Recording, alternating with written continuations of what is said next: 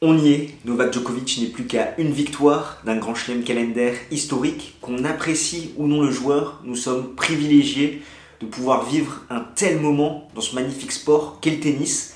Le dernier obstacle pour le Serbe se nomme Daniil Medvedev, alors va-t-il l'empêcher de décrocher une 21e couronne? C'est ce que nous allons voir, analyse et pronostic, jingle. Si tu veux avoir des analyses détaillées du circuit ATP et WTA, ainsi que des pronostics sur les principaux matchs de tennis, alors abonne-toi et clique sur la petite cloche.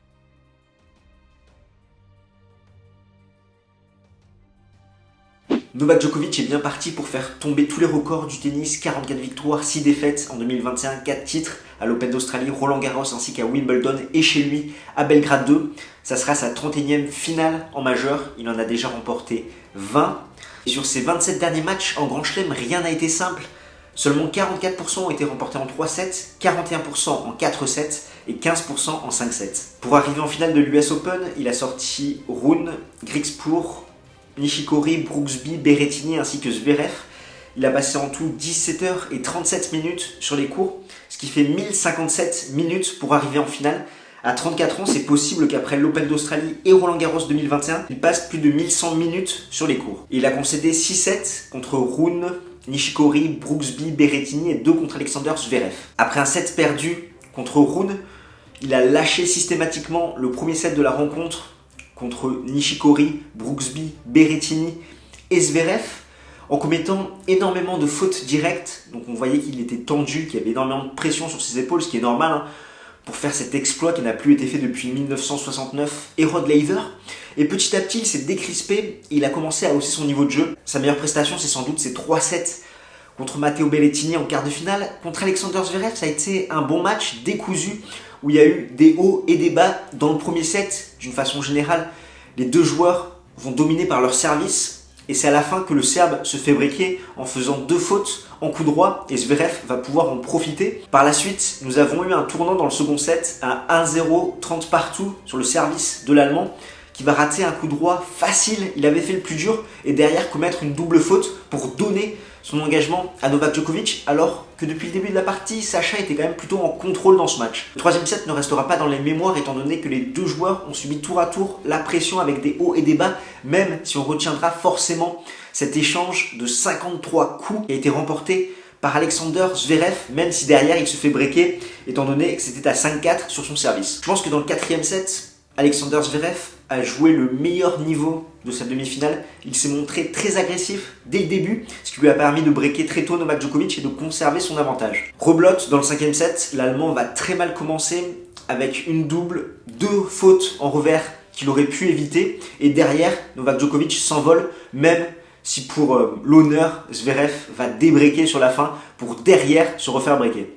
D'une façon générale, la victoire est revenue au joueur qui a su sortir son meilleur tennis au meilleur moment. Et à ce petit jeu-là, Novak Djokovic est imbattable. D'autant plus qu'il a plus d'options pour gagner un point que son adversaire, notamment l'amorti. On sait que Zverev se déplace très bien latéralement, mais qu'il a plus de mal pour aller vers l'avant. Et également au filet, où le Serbe est un meilleur volleyeur que Zverev, notamment pour finir le point. Du coup, Novak Djokovic, sur cette quinzaine, il a été très solide derrière sa première balle, 82 aces, 64% de première balle, 78% de réussite derrière, excellent à la relance, 49% de break convertis.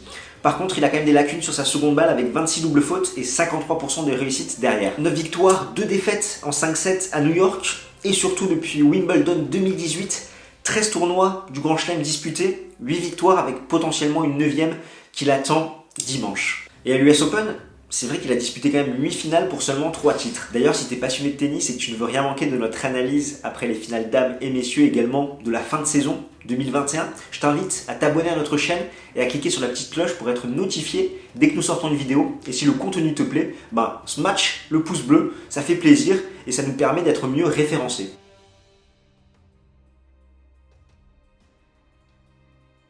Depuis fin 2019, cela ne fait aucun doute que Daniil Medvedev est le second meilleur joueur sur dur. 46 victoires, 11 défaites en 2021, 3 titres, Marseille, Majorque ainsi que Toronto. Et il a disputé une finale déjà à l'Open d'Australie où il s'est fait détruire en 3 petits sets par Novak Djokovic en début d'année. Il jouera sa deuxième finale à New York après celle perdue en 2019 contre Rafael Nadal et sa troisième finale en majeur. Pour celui-ci, à ce stade de la compétition, il a sorti Gasquet, Kopfer, Andujar, Evans, VDZ, Félix Auger-Aliassime.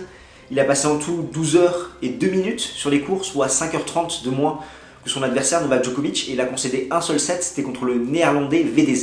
Du coup, le Canadien a été le meilleur joueur qu'il a affronté dans cette quinzaine, 15e mondial. Ainsi, c'est difficile de jauger le niveau du Russe étant donné qu'il n'a pas du tout été testé à l'US Open, et pourtant, par séquence, certains adversaires ont mis en lumière ses lacunes du moment, sa passivité, notamment côté coup droit. VDZ l'a parfaitement exploité pour décrocher un set. Contre Félix Auger-Aliassime, en demi-finale, le Russe a totalement dominé les débats. Le Canadien était trop tendre et inexpérimenté à ce stade de la compétition.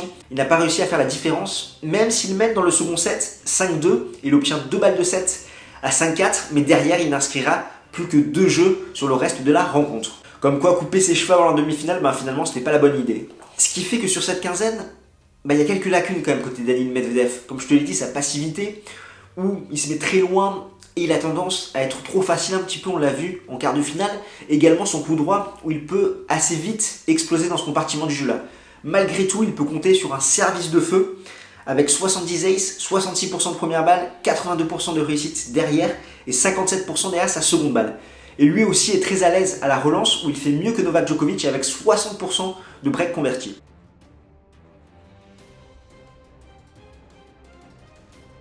Au niveau des face-à-face, il y a 5-3 pour Novak Djokovic, 4-2 sur dur et 2-0 en Grand Chelem. Néanmoins, depuis le retour au plus haut niveau de Novak Djokovic, donc après Wimbledon 2018, avec Thiem et Nadal, Medvedev fait partie des joueurs qui a le plus battu Novak Djokovic, étant donné qu'il l'a battu 3 fois.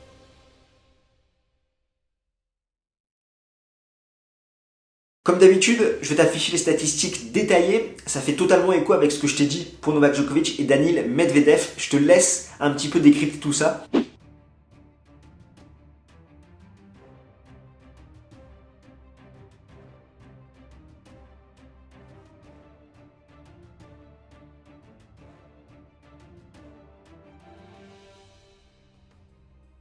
Comme tu le sais, pour préparer mes vidéos, j'aime bien revisionner les anciens matchs. Et c'est vrai que là, je me suis refait la finale de l'Open d'Australie où Djokovic détruit totalement Daniil Medvedev en 3-7, 7-5, 6-2, 6-2 pour comprendre un petit peu qu'est-ce qui a fait la différence dans cette rencontre et qu'est-ce qui va servir pour cette finale de l'US Open. Et je retiens 3 points qui expliquent la domination du Serbe sur le Russe dans cette finale en Australie. Le premier, c'est que le Serbe a parfaitement exploité les défaillances côté coup droit de son adversaire. Dans le premier set à l'Open d'Australie, Medvedev a frappé autant de coups droits que de revers. Et c'est un petit peu différent de la situation qu'on a eue aux ATP Finals fin 2020, étant donné que sur l'ensemble du match, où Medvedev s'impose 6-3, 6-3, le Russe aura frappé 56% de revers. Ce qui fait que le Serbe a très peu frappé de revers croisés de suite en finale de l'Open d'Australie. Il a énormément varié, parce que oui, dans cette finale, c'est Medvedev qui a dominé la diagonale revers.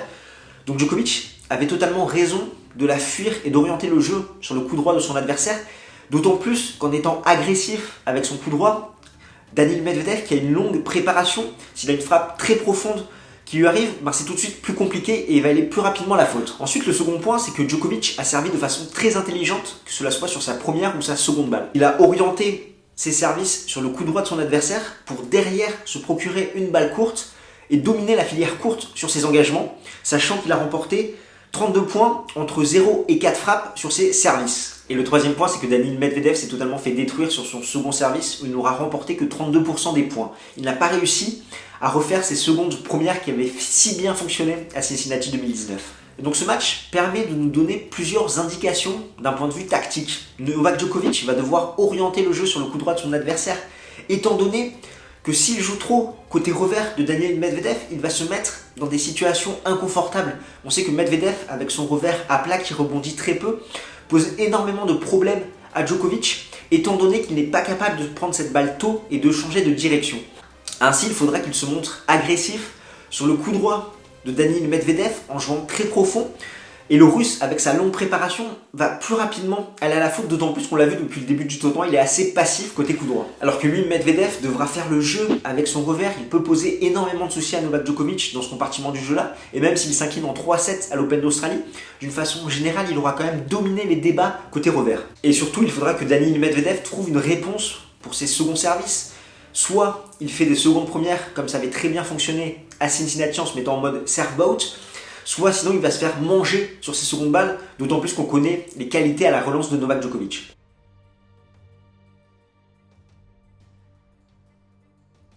Au niveau du pronostic, c'est vrai que lors de ma vidéo preview de l'US Open, juste après le tirage au sort, j'avais vu une finale Djokovic-Medvedev où je disais que le Russe allait s'imposer. Là, les cartes ont été un petit peu redistribuées lors de cette quinzaine, d'une part parce que Medvedev n'a pas du tout été testé et qu'il a eu comme même quelques difficultés contre des joueurs sur le papier très facile comme VDZ où il s'est montré trop passif, trop facile. Et de l'autre côté, on a Novak Djokovic qui, contrairement à l'Open d'Australie quand même, qui est un tournoi qui lui réussit énormément bien, il a eu beaucoup de difficultés, beaucoup d'obstacles, il a perdu pas mal de sets en route et je pensais qu'après son récital, ses 3 derniers sets contre Matteo Berrettini, il hausserait considérablement son niveau de jeu en demi-finale contre Alexander Zverev et finalement, il y a quand même eu du bon et du moins bon, qui fait que je pense que le match sera beaucoup plus compétitif qu'en finale de l'Open d'Australie. Après, il faudra que Daniil Medvedev trouve des solutions par rapport aux problèmes que lui a posé le Serbe en Australie. Et Novak Djokovic, finalement, même s'il n'a pas haussé considérablement son niveau de jeu, il gère à merveille le format 5-7 en trouvant son meilleur tennis quand il le faut. Alors bien évidemment, je pense que le Serbe est favori. Je demande à voir comment il va gérer lui sa pression du Grand Chelem. Ça va être compliqué, on l'a vu d'ailleurs en finale à Wimbledon où le début a été très dur pour le Serbe. Donc là, peut-être que Medvedev pourrait en profiter, notamment en prenant le premier set. Donc je vais quand même aller sur une victoire du Serbe en 4 ou 5-7, mais je pense que le Russe peut faire quelque chose et a ses chances dans cette finale. Et toi, qu'est-ce que tu en penses? Je te propose qu'on en débatte ensemble dans les commentaires. Nous, on se retrouve très très vite. Pendant ce temps-là, profite bien de ce moment historique. Et d'ici là, porte-toi bien. Ciao, ciao tout le monde.